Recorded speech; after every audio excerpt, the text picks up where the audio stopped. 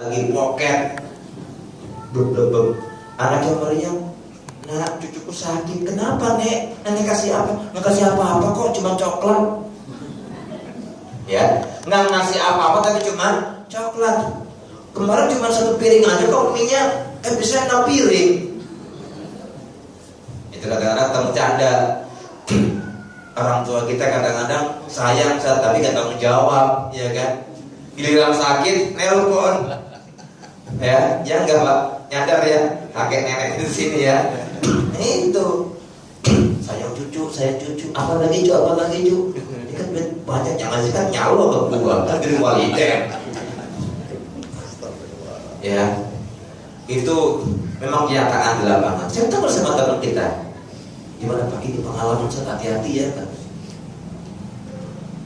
Itu cintanya orang tua sama anak tidak lantas memberi semua yang dimaui.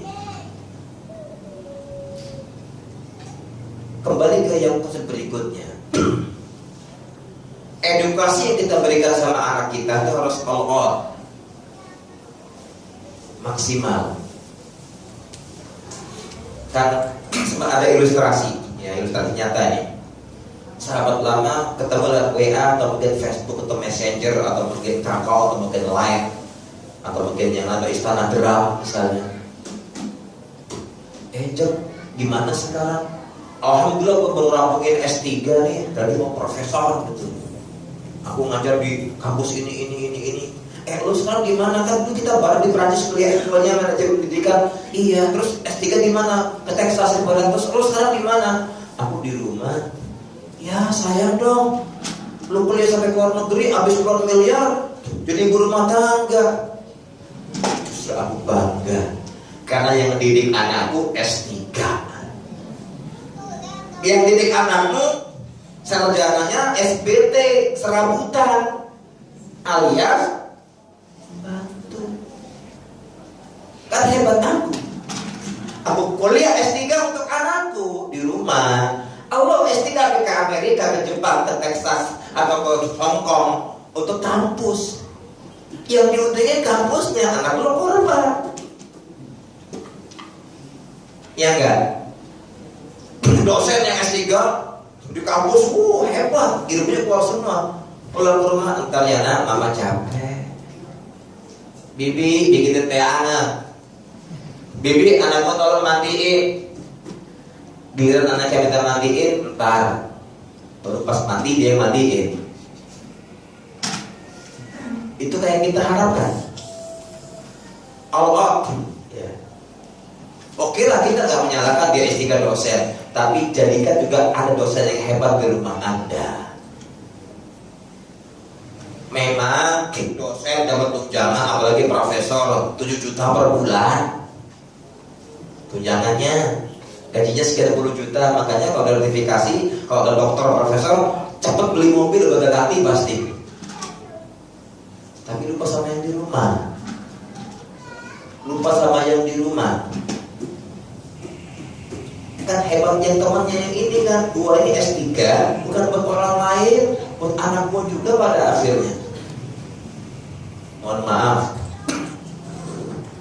kami bisa menangani kasus seorang anak yang mungkin orang tuanya di antaranya mereka dokter, tapi anaknya kasihan. Kalau anak kita murni maaf bongkoan kata orang Jawa ya, terima apa adanya, ngurus nih sama sekolah, nggak bisa, tidak bisa. Karena guru itu harus berperan sebagai seorang artis yang terbaik mengalahkan artis sinetron. Ya, kagak boleh manu. Apalagi guru TK. Ayo anak-anak berbaris, ayo sayang.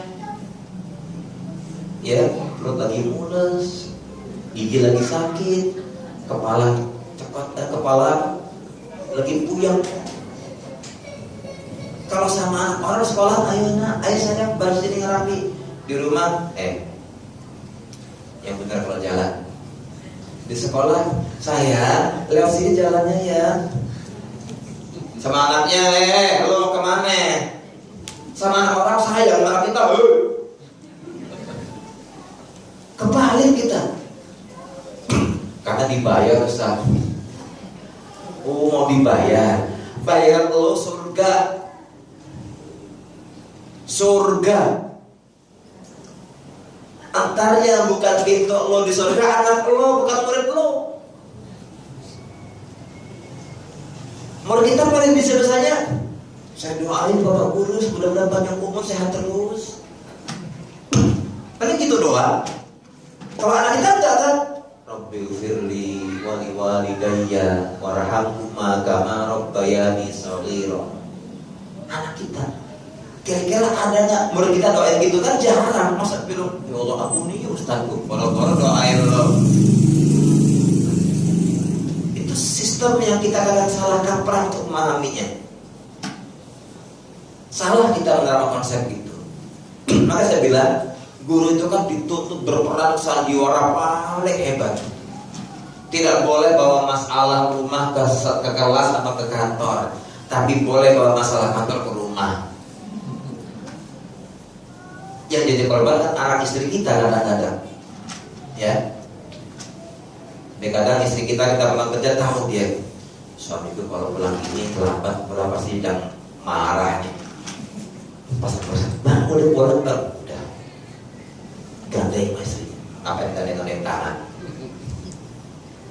Lagi nggak butuh, lagi butuh nyari, baru merangkak. Nah, kita katakan di sini, berikan perhatian yang all out kepada anak dan istri kita, agar kita berhasil bersama-sama bergandengan tangan ke surga Allah Subhanahu Wa Taala. Kita kadang bersedih, ya, kalau kita menyambut gelar akademik yang hebat, tapi di rumah kita nggak bisa menerapkan dengan baik. Kita kadang dulu jadi konsultan, ya, jadi konsultan. Kalau kata orang Jawa, iya jadi konsultan. Kita jadi seorang mustasyar, orang yang dianggap jadi penasihat besar di perusahaan besar, bahkan mungkin penasihat presiden. Di rumah, ya, di negara ngurusin 280 juta orang, hebat, unsur konsep yang matang. Untuk anak istri cuma 5 orang maksimalnya, bikin susah mikirnya gimana aja konsepnya, ya. Itu namanya gagal kita pada akhirnya. Gagal. Perhatian yang maksimal yang kita berikan untuk anak kita benar-benar kita Allah. Coba cermati firman Allah setelah ayat 21. Ya, atur di permulaan ayat 21 atur. Allah menegaskan kepada kita, walladzina amanu wattaba'athum dzurriyyatuhum biimanin alhaqna bihim dzurriyyatahum. Walladzina amanu, dan orang-orang yang beriman, wattaba'athum dzurriyyatuhum biiman, dan diikuti sama anak keturunannya dalam konsep keimanan yang benar. Alhaqna bihim dzurriyyatahum, kami akan kumpulkan mereka, kami susulkan anak cucu mereka kumpul lagi. Di mana? Di surga. Ini yang saya mau ketika saya bilang, nah jabatlah tanganku, ayo ikut, ya, ikutlah sama bapak sama ibumu, nah, agar yang Allah janjikan sama kita di ayat 21 atur ini kita rasakan bersama-sama. Walladzina amanu wattaba'athum dzurriyyatuhum biiman alhaqna bihim dzurriyyatahum wa ma 'alatnahum min 'amalihim min syai', dan kami tidak akan mengurangi pahala mereka sedikit pun. Ini konsep tarbiyah imaniyah. Di ayat ke-25 sampai 28 juga Allah menggambarkan bagaimana percakapan penghuni surga. Bagaimana percakapan antara mereka. Mereka saling berhadapan bertanya-tanya, bagaimana kalian bisa kesini ke surga? Apa kata mereka? Dulu waktu kita di rumah sama keluarga menanamkan konsep rasa takut kepada Allah. Akhirnya Allah sayang sama kita, Allah rahmati kita, Allah masukin kita ke surganya. Famanallahu alaina fawaqana adzabas samum. Allah menganugerahkan nikmat kepada kami dan Allah memelihara kami, menjaga kami dari api neraka. Agar kita gak lupa nih sama yang paling kecil di komunitasnya, keluarga ya.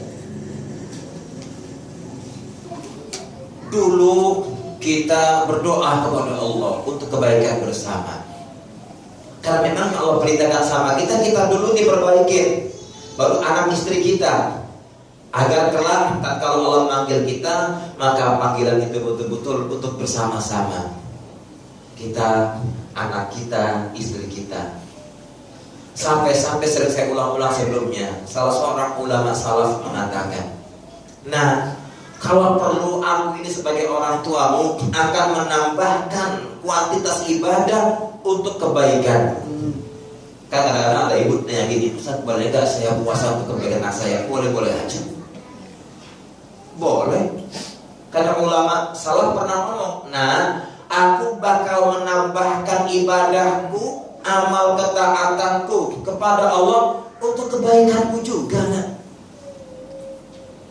Bolehkah saya tahajud untuk anak saya mendoakannya? Boleh. Itu kan wasilah Anda. Bolehkah saya puasa untuk kebaikan anak saya? Boleh Anda puasa. Karena di antara ulama salaf mengatakan, nah, akan aku tambahkan unsur ibadahmu untuk kebaikan kamu. Artinya kenapa? Artinya bagaimana? Kalau bukan kita yang Allah memperhatikan anak kita, siapa lagi? Kalau nyuruh orang lain, ujung-ujungnya NPWP. Nomor piro wani piro. Ya. Kan begini Pak, kalau saya nangani kita kan punya program bertahap. Hari ini setengah jam dulu perkenalan, hari berikutnya mulai masuk ke tema, hari berikutnya poin pertama kelamaan. Udah bayarnya mahal, unsur gagalnya banyak. Kalau sama kita orang tua betul-betul maksimal kita pada akhirnya. Maksimal. Karena kita yang memegang kendali masalah ini, meningkatkan kualitas, kuantitas ibadah kita untuk anak-anak kita. Bahasa kasar kita untuk kamu, nak, jangankan duit, leher taruhannya gua siap. Itu kita. Karena garda terdepan yang akan membela anak kita adalah siapa? Ya orang tua. Oke, kalau kemarin kasus misalnya anak-anak yang sudah kena virus LGBT misalnya, lesbian, gay, bioseks dan transgender. Kalau mereka kan dalam waktu masih hidup, yang bela siapa? Komunitas mereka. Kalau udah mati penyakitan, mau nyolatin, siapa yang nyolatin? Ya orang tuanya. Ya nak, gimana kalau juga anak gua mati bonyok busuk, kan juga anak gua dirangkul sama dia. Allah yang kemarin titipin teriak-teriak gua bela, mau nggak mandiin nyolatin? Jijai katanya. Mau bilang jijik bingung, jijai katanya. Ya, Ustaz tuh orang LGBT enggak, kita nyoba nyontoh mereka punya kalimat. Ih, matinya kayak gitu, metong lo katanya. Dibalik-balik bahasa orang-orang yang terkutuk itu. Ya, kalau temen lu sekarang mati kayak gitu, lu mau nyolatin? Sorry lah ya, gua udah pernah sholat masalahnya. Ujung-ujungnya kita nyolatin kan? Pak Ustaz, kan katanya Islam itu rahmatan lil alamin. Berarti saudara kita adalah saudara kita. Lu sekarang bilang saudara, kemarin musuh bilangnya. Maka tolong deh orang belahan, jangan cuma bela yang minoritas, yang mayor dibelanya kapan? Ya, kalau yang minoritas boleh menyuarakan, yang mayoritas suaranya mau diapakan, mau dibungkam. Nggak bisa. Ya, Anda ketika menyimpang, mereka bela mati-matian. Ketika mati di penjara, mereka bela. Lo di alam kubur, mereka akan bela sama mungkar manakir. Gak ada. Nabi aja bilang sama Fatimah, Allahumma ni'aki minallahi syai'a. bapakmu ini, ya, abimu ini Fatimah memang nabi, penghuni surga, pemimpin para nabi rasul, pemimpinnya aku. Tapi urusan kamu menghadap Allah nggak ada, nak. Berlaku anaknya siapa? Nafsi-nafsi, nggak bisa. Kita kan terus miris ketika anak kita jadi korban seperti itu di lapangan nanti. All out. Kalau kita selesai 8 jam kerja ikatan dinas 8 jam, siap kita kerja maksimal. Kenapa? Mohon maaf, kita untuk anak kita nggak bisa 8 jam. Saya dan semua yang di sini kalau mau jujur, berapa jam Anda kuat didik anak? Saya kuat saat ibunya 24 jam. Bersyukurlah kalau ibu kuat 24 jam. Tapi bapak ini loh maksud saya ya. Bapak ini loh. Kalau ibu saya sudah angkat jempolnya, kasih 4 jempol. Ibunya udah bagus ya. 24 jam di rumah. Pagi ngurus anak, siang ngurus anak, sore ngurus anak, malam ngurus bapaknya anak misalnya. Tinggal bapaknya sekarang nih, ya, bapaknya sebagai kepala rumah tangga. Kalau kita intens mengawasi anak buah kita, keliling, checklist, housekeeping, laporan bagus, 8 jam, mantangin gini, tegas. Sama anak kita sempatkan 8 jam ngasih pelajaran ke anak kita, maksimal 8 menit. Pulang kerja, anak yang umur 5 tahun, Abi aku membaca buku Iqra yang jilid 6. Iya, baca aja. Abi tolong yang salah benerin dong. Udah bener kok, kamu udah pinter. Kita di kantor, mana laporan lo? Lo buka halaman 265 tuh, paragraf ketiga lo salah bikin laporan itu. Itu yang kas keuangan kita yang halaman sekian kok ada selisih, lo kemana itu duit? Nggak boleh ngantuk kita kan? Enggak, karena masalah duit. Ini neraka sama surga ngantuk gitu. Asal Allah nggak pengampun. Saya nggak mampu. Kata Allah kan bilang sama kita, fattaqullaha mastata'tum. Bertakwalah sama Allah semampu kalian. Kata semampunya Ustaz. Saya cuma segini mampunya Ustaz. Lo nggak seimbang. Ya, urusan lo punya ekspedisi, lo punya kantor, punya mobil, punya taksi, punya angkot, punya bajai, punya gojek, berujek, grebek, lo pantang ini. Untung berapa nih terus. Muter. Sama anak kita nggak dipantangin dari ujung kepala, ujung kaki. Lo nak, kok ini ada gambar bintang sebelah sini, kenapa nih tato? Bukan Abi, ini tanda ucapan penimbangan dari guruku. Abi bintangnya mana? Nah, Abi ngasih aku liur udah gitu doang. Guruku dirangkul aku. Ini buat kamu ya, bintang 1. Kita pernah ngasih bintang nggak sih? Damprak. Jewer, babe lo mau tidur, jangan bikin ribut. Jangan salah anak betah di sekolah. Ya. Nah kalau udah jam 10:30 nggak perlu dari TK, kenapa nak? Enakan di sekolah. Ya, kencing dicebokin, diantar, buang air dicebokin juga, baju dipakein di rumah. Mama bajuku ambil sendiri, udah gede, itu di loker kan kecil lokernya. Repot kita pada akhirnya. 8 jam kita mantengin pekerjaan kita, mantengin karyawan kita, mantengin cash flow keuangan kita misalnya. Serius banget angkanya. Selisih 0,1 kan fatal. Ya. 2.000 dengan $20.000 beda. $2.000 lagi. 0 hilang 1. Kan itu lumayan buat umroh itu. Ini buat ke surga padahal. Nggak bisa umroh, tapi bisa ke surga, nggak apa-apa. Bisa umroh 60 kali, nggak ke surga, nggak berlaku. Kita lupa umroh nggak berlaku. Nggak berlaku. konsep yang harus kita terapkan bersama adalah kembali kepada yang Allah sampaikan kepada kita, yang Nabi gambarkan kepada kita, dan para sahabat menitinya.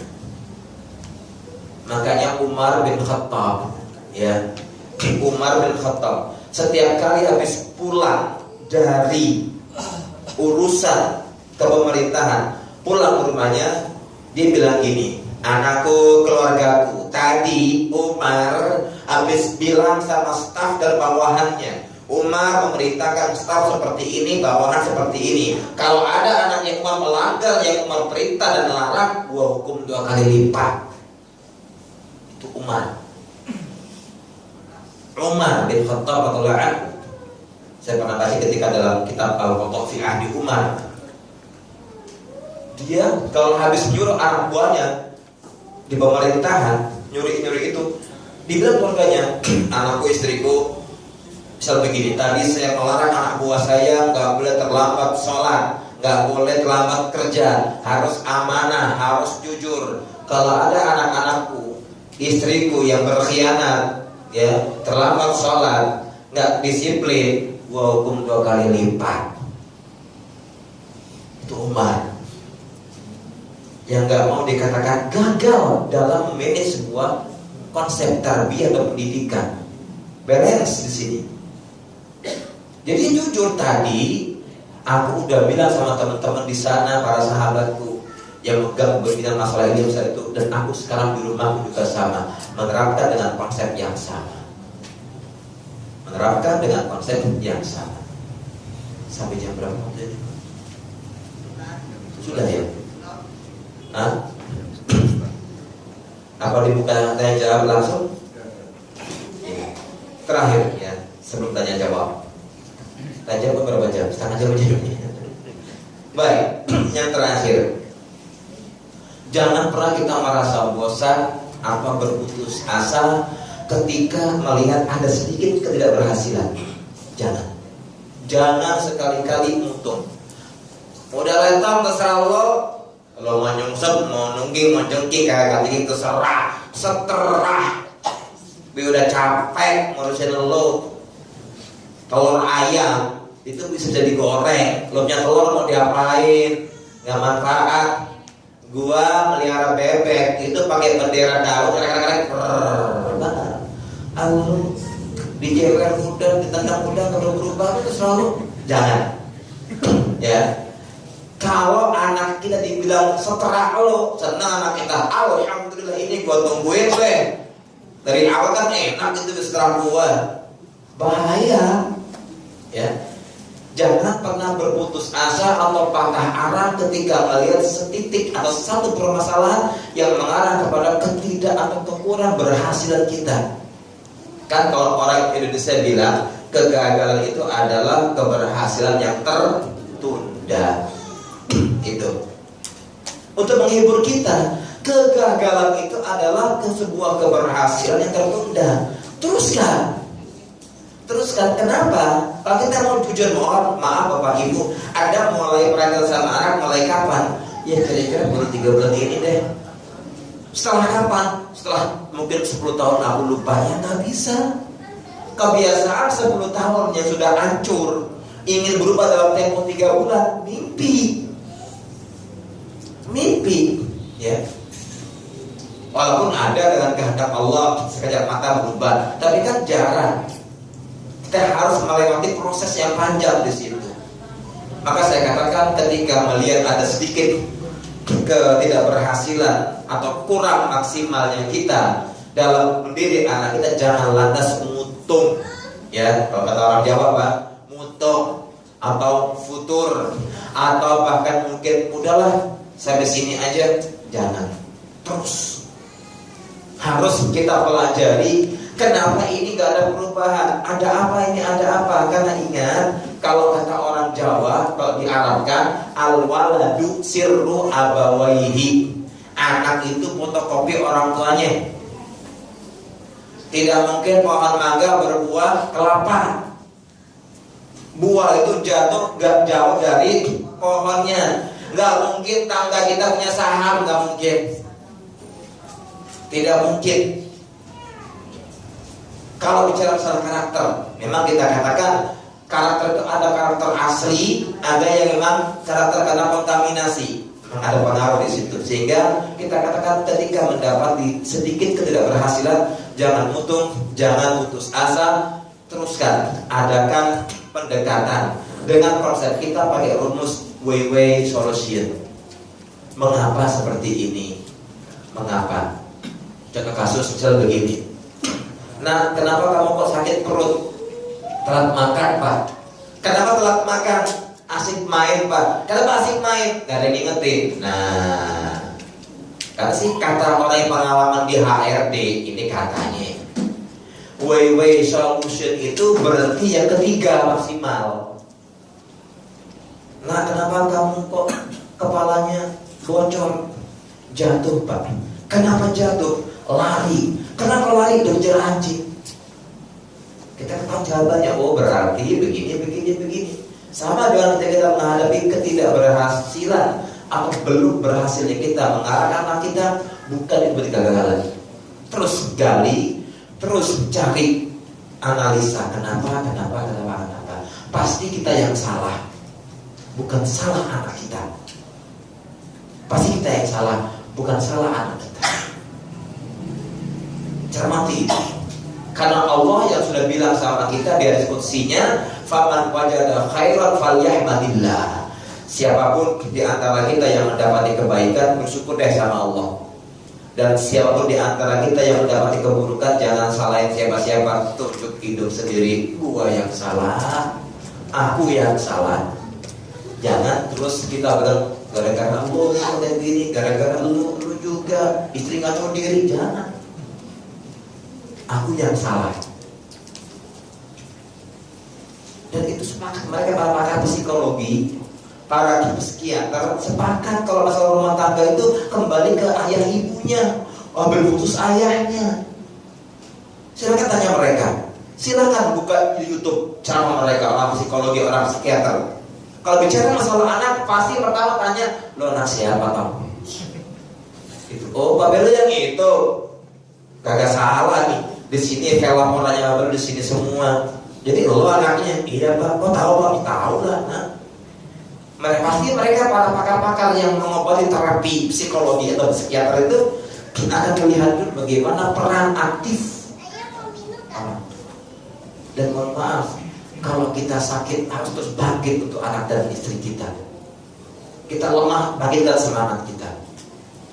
Lebih khusus lebih utama lagi, mintakan sama Allah kekuatan. Mintakan sama Allah kemudahan, mintakan sama Allah kebaikan, mintakan sama Allah kebersamaan kita, mintakan sama Allah agar hati mereka, anak kita, istri kita dikasih kemudahan menerima kebaikan.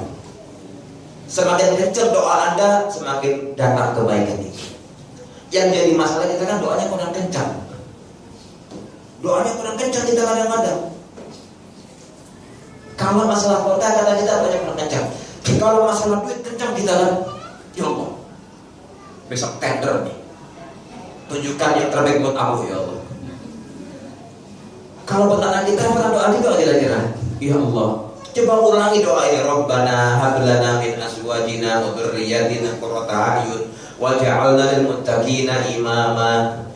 Kalau anak kita susah dibilangin masalah sholat, ya doa minta sholat sama Allah. Doa Nabi Ibrahim ayat 40 di Al-Quran, surat Ibrahim ayat 40. Rabbi ja'alni muqimas sholat wa min dzurriyyati Rabbana wa taqabbal du'a. Terus ulang-ulang doa itu setiap kali sujud, setiap kali habis sholat tahajud, setiap kali sholat duha, sholat sunnah, setelah adzan, sebelum iqamah, mintakan itu.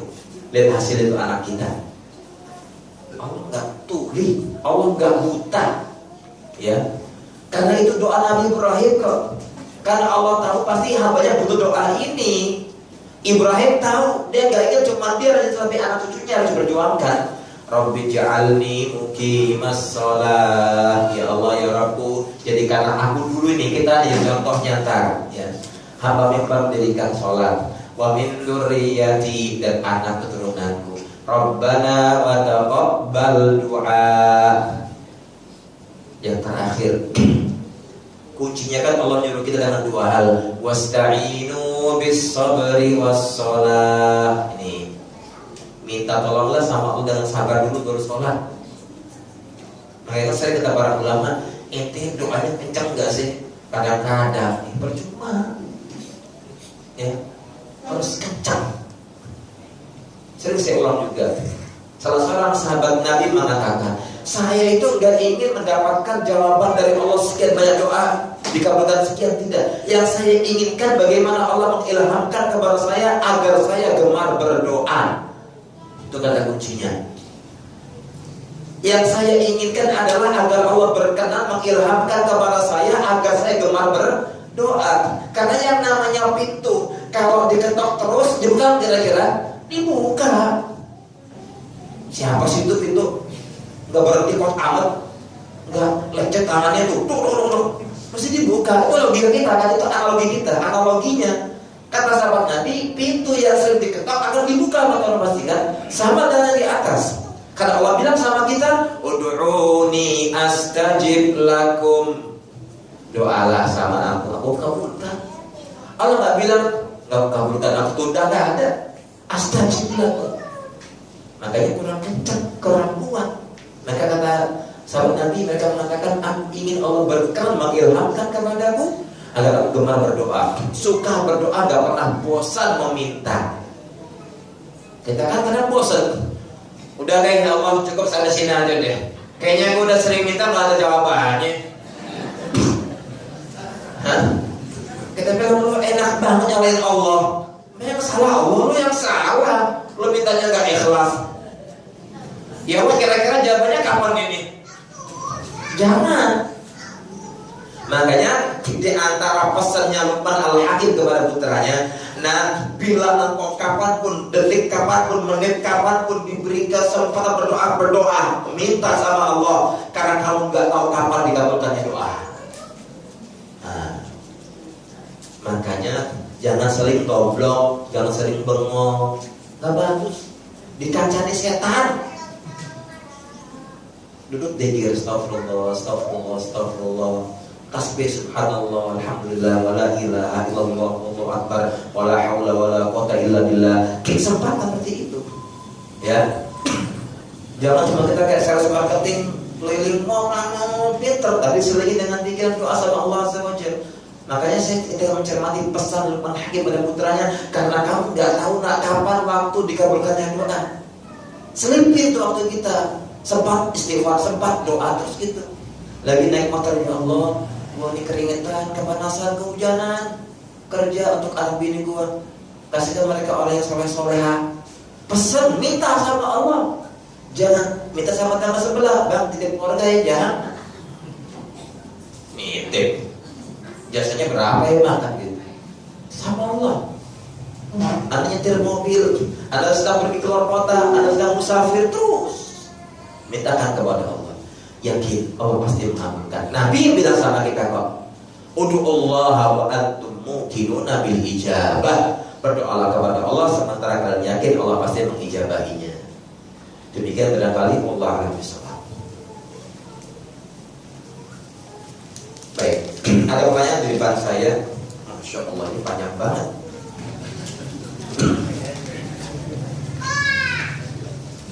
Baiklah. Assalamualaikum warahmatullahi wabarakatuh. Waalaikumsalam warahmatullahi wabarakatuh. Ini kan barakatih ini Bu. Ustaz, apakah benar anak yang orang tuanya berpisah ketika ibunya meninggal, hak asuh anak jatuh ke bapaknya?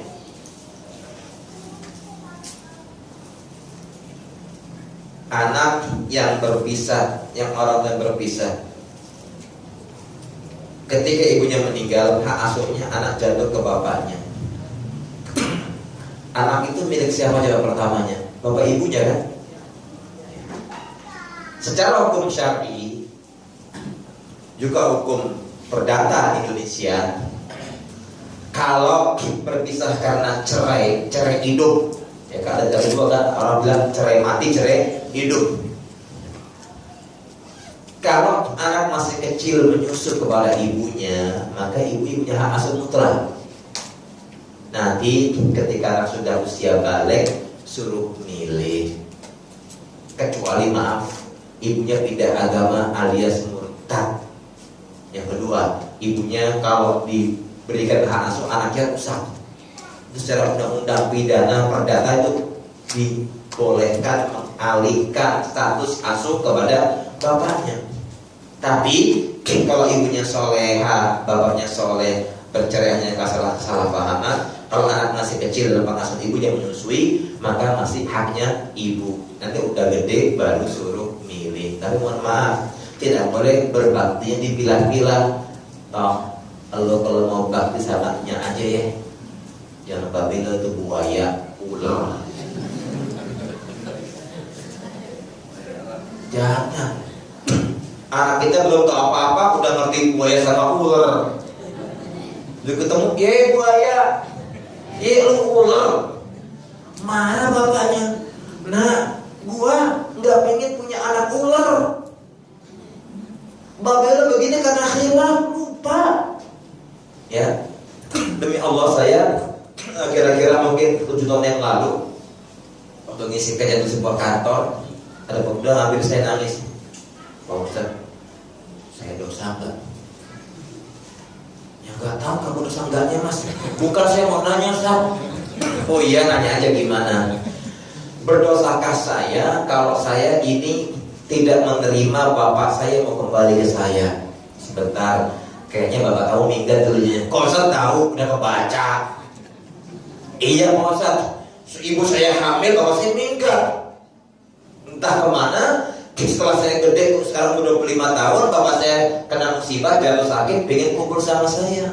Saya bilang, enak aja bapak tinggal 25 tahun, sekarang lagi butuh betul, maka bayar saya. Orang butuh, kata dia. Saya bilang, dosa kan? Malah yang benar dosa ente. Walaupun bapak ente buaya, ular, kalajengking, ya. Dia juga bapak. Dia berbuat dosa bukan karena sengaja. Dia nggak tahu. Ya benar aja Ustaz, dia tahu kok ini istrinya yang dia hamilin, lagi hamil tinggal kerja, dia sadar. Iya dia tahu nak, mungkin dia nggak sanggup dampingi ibu waktu itu. Dia nggak sanggup mungkin nak. Dia lagi khilaf karena bisikan syaitan dari kalangan jin dan manusia. Terus gimana Ustaz? Terima. Itu surga kamu loh ya. Karena Allah itu tidak menggugurkan kewajiban seorang anak berbakti sama orang tuanya, siapapun orang tuanya. Siapapun orang tuanya, walaupun musyrik, walaupun maaf dalam tanda kutip begundal misalnya, tetap wajib berbakti.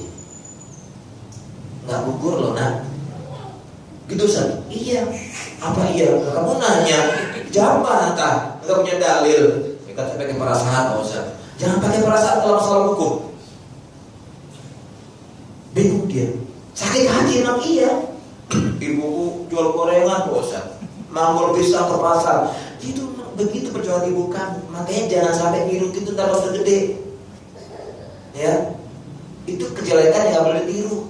Sekarang dia tobat, sadar dia salah. Iya Ustaz, tobat setelah sakit-sakitan udah bongeng. Udah maghrib umurnya mau isya. Subhanallah, umurnya mau maghrib, mau asar, mau zuhur, tetap itu punya kewajiban bakti sama orang tua sejahat apapun. Sampai ada anak bilang sama saya yang lain lagi ini, Pak Ustaz, saya dulu berzina, justru selingkuh, dibilang gak bakti, saya diusir dari rumah. Apa orang tua gini saya bakti? Wajib doakan dia, doakan dia.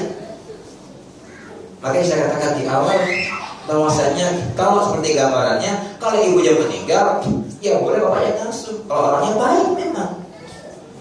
Kalau bapaknya nggak baik, ada indikasi negatif, kasih ke saudara ibunya, paman atau bibinya, ya, ami atau amehnya, khal atau khaleknya.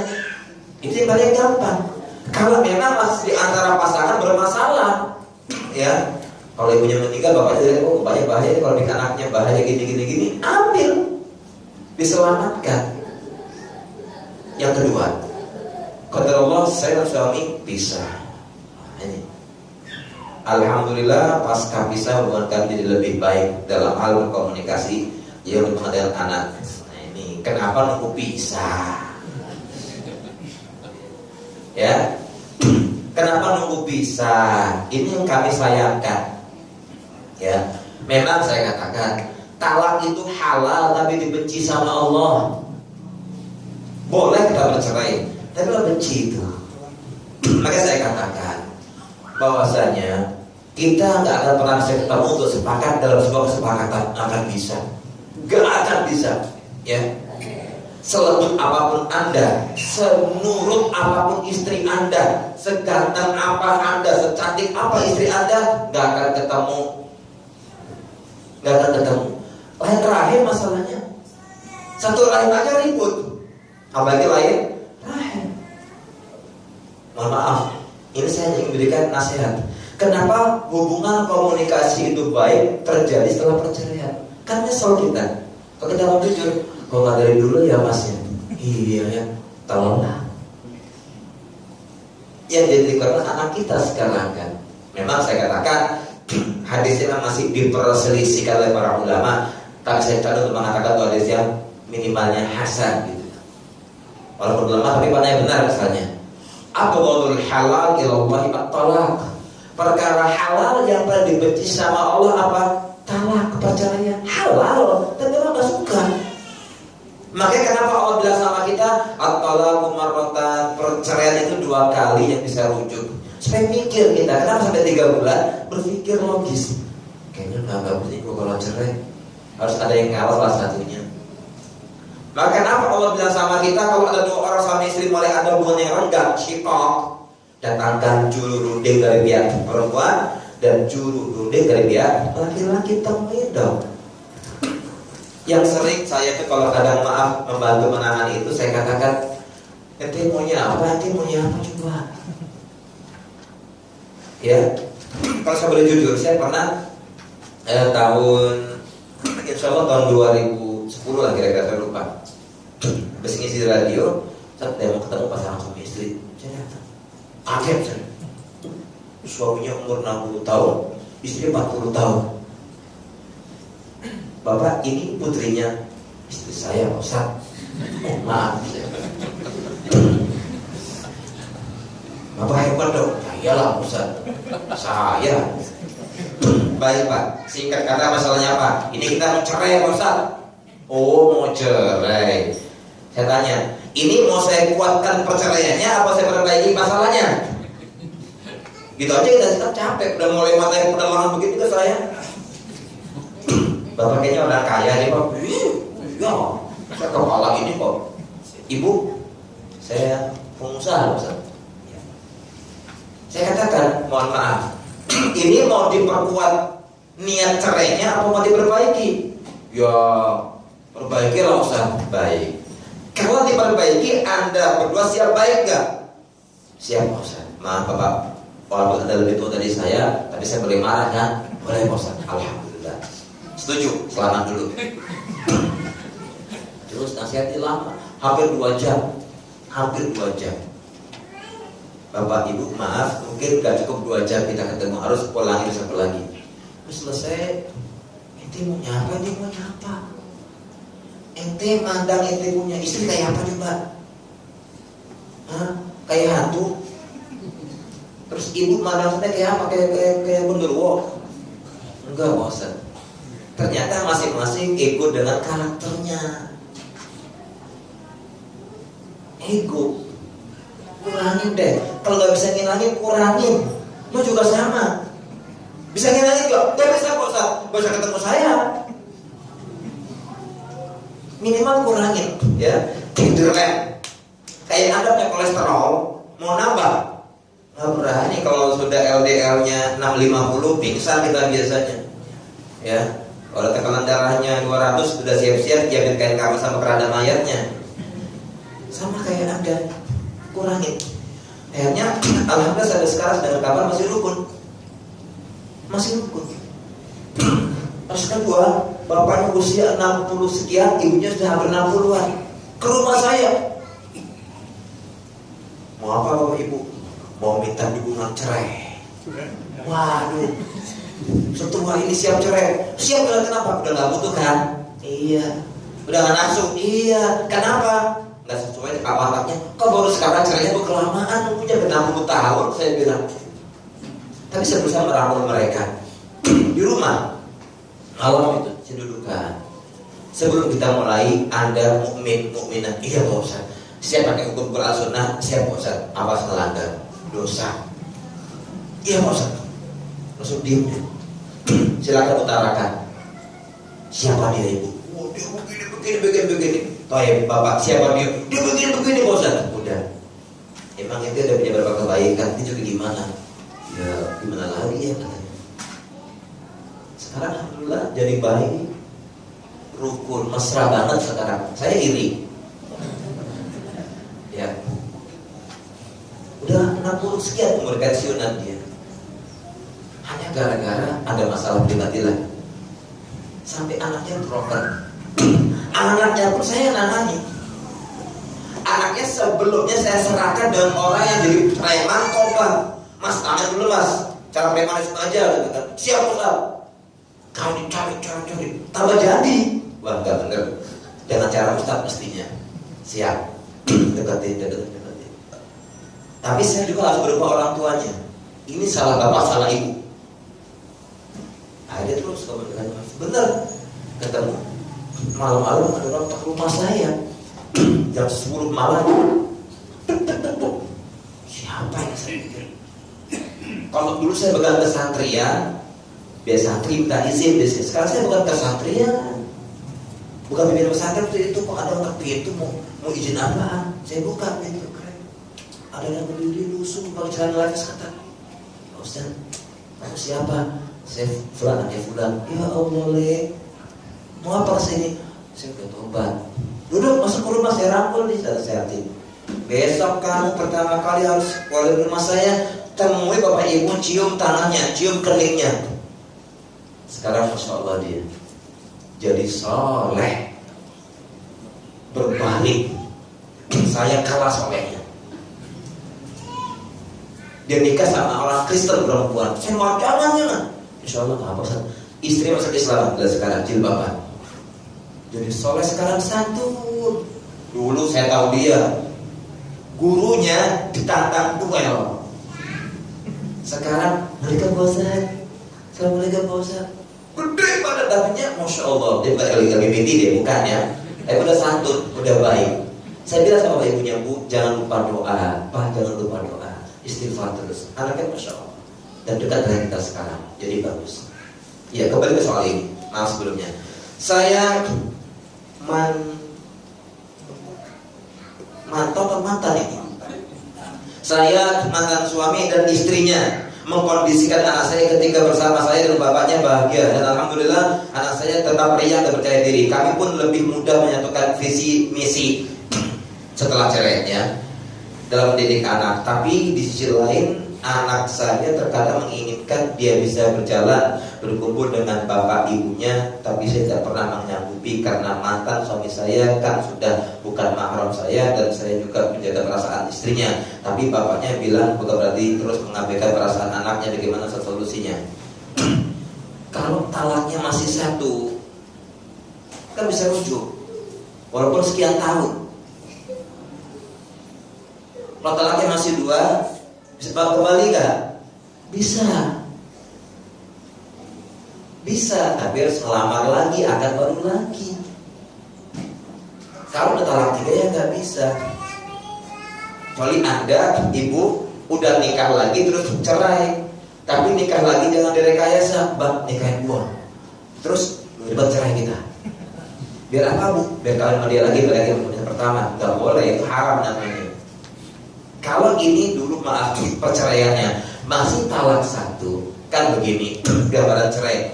Kamu ceraikan, saya ceraikan kamu, kan talak 1. Kan ada masa iddah berapa bulan? 3 bulan, 3 kali kan. Selama 3 kali talak pertama ini istri mestinya di rumah suami berdadang merayu, suami dia tertarik lagi. Subhanallah, ya. Dan ketika suami menceraikan istri harus kondisi suci dan belum digauli. untuk memastikan rahimnya bersih, tidak hamil. Nah, baru dilewati fase 3 bulan ini, 3 kali head. Bila lepas 3 bulan suami gak ingin balik, itu kan masih talak 1. Maka istrinya ini hukum asal boleh dilamar orang lain. Kalau ada yang melamar, suami ingin balik, silakan balik, tapi dengan akad yang baru. Saya berharap mudah-mudahan ini baru talak 1 atau 2, mudah-mudahan ya. Tapi itu gimana istrinya? Kan Anda gak mikir istrinya dia, mikir suami mestinya ya.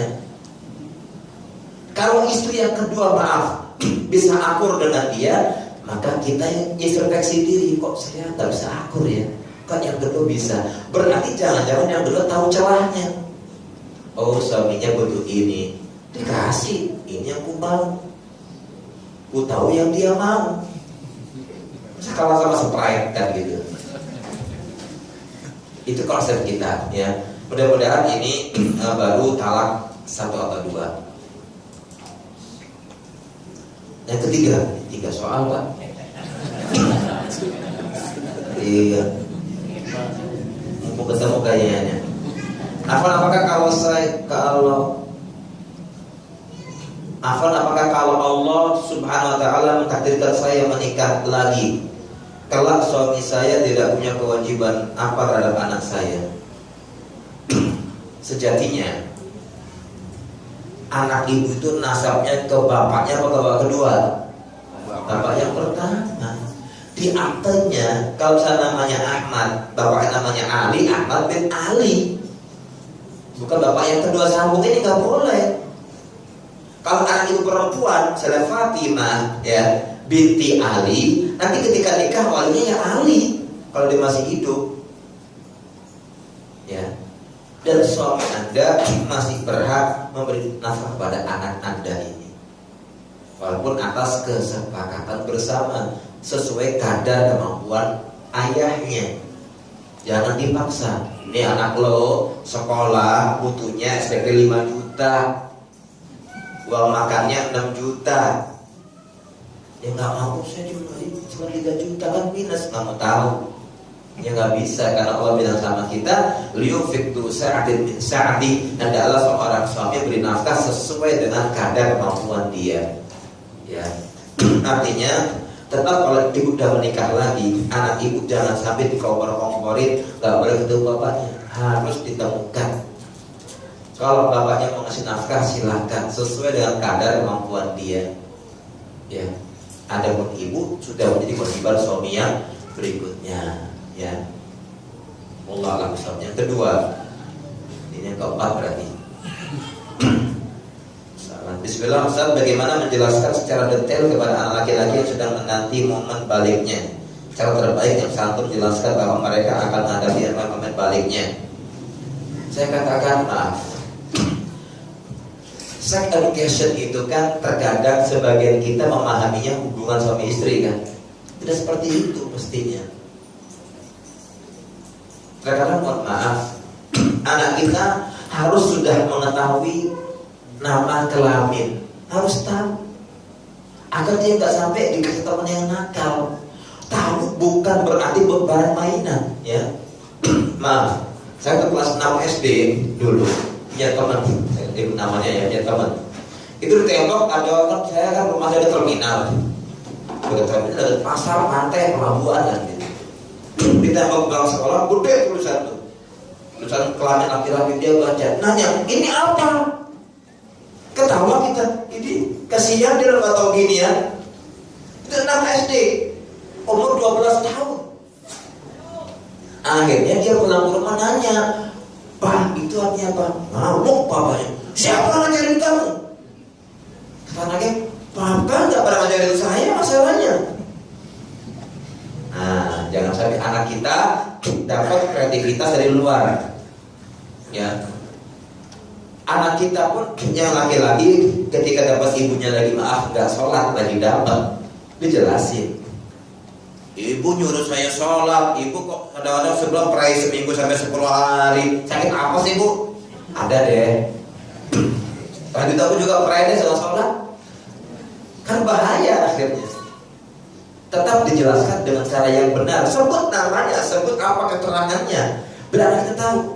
Misalnya nak, kalau laki-laki itu nanti akan bermimpi basah. Mimpi basah itu kita kebasahan. Enggak, nah begini loh. Kalau tahu akan keluar cairan berwarna putih misalnya, baunya seperti bawang, gini. Jangan pas bangun subuh, ibu, kok kamu kasih lem di celana aku? Ini Alteco bukan, belum bukan. Akhirnya anak kita nggak bisa bedain lem Alteco kayak apa, lem Kastrol kayak apa, lem Okulu nggak tahu dia. Oh itu mungkin sisa cucian beras. Anak jadi culun. Ya, menjelang fase baliknya dia, Anda harus menjelaskan apa adanya. Contoh begini, maaf. Ketika Nabi menegur seorang wanita yang masih hubungan keluarganya ada, siapa namanya? Asma, ya. Dia bilang, wahai Asma, ketika perempuan sudah haid, berarti di mata orang Arab kalimat haid itu mereka paham, ya. Mereka paham. Jadi nggak cuma sama anak laki-laki, anak perempuan juga sama. Dijelaskan oleh kita sebagai orang tuanya.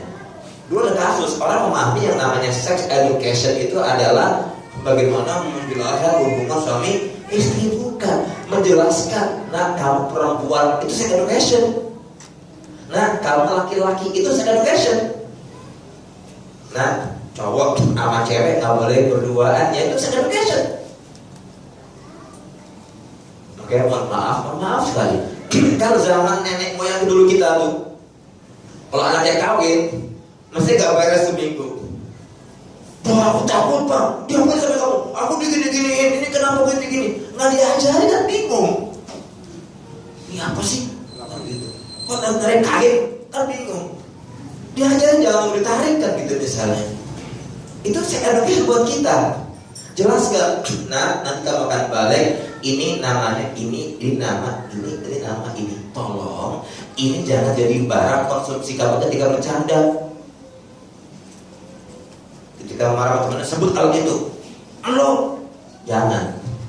Cukup buat kamu yang tahu. Laki-laki ketika akan balik keluar ini nih apa namanya nih? Tembolok. Jambon. Nah, jambonnya ya. Kemudian dibasah. Keluar yang namanya sperma. Jelasin, ada mani, ada madi, ada wadi. Harus tahu itu.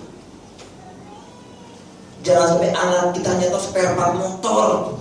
Ini busi, ini seker, ini rem seker, ini rem, ini kampas rem, ini shock breaker, ini shock tahu misalnya. Jangan. Ilmu agama harus dilengketkan semenjak dia tamyiz. Tamyiz itu adalah menjelang balik. Udah bisa memilah mana yang baik, mana yang buruk.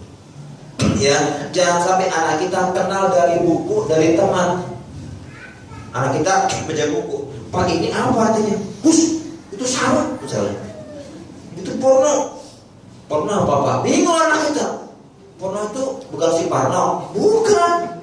Porno itu gimana ya? Bingung orang tuanya. Jangan sampai keduluan dia baca buku atau dari orang lain. Orang tua yang harus mengenalin, harus dikenalin, ya. Tapi begini Ustaz, kalau anak saya umur 2 tahun nanya, Mama aku dari mana keluarnya?